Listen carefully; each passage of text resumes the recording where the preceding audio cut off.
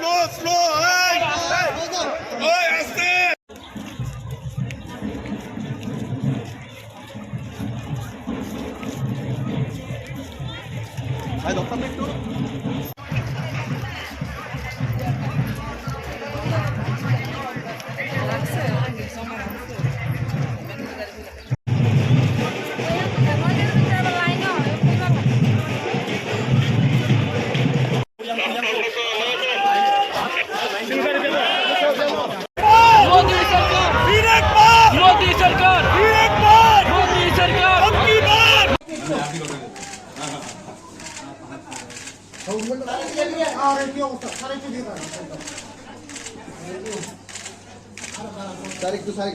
हम सब जानते हैं कि हस्तिनापुर और कुरुक्षेत्र कहां से आता है।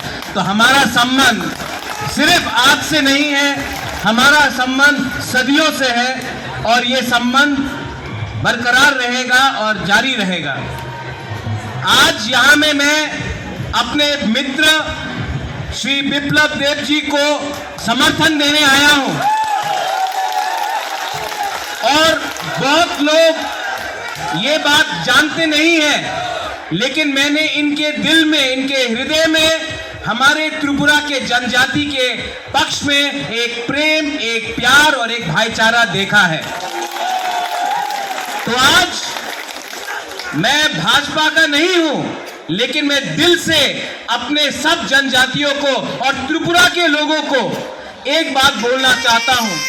दिल्ली में मोदी जी आ रहे हैं और त्रिपुरा में, ईस्ट त्रिपुरा से मेरी बहन और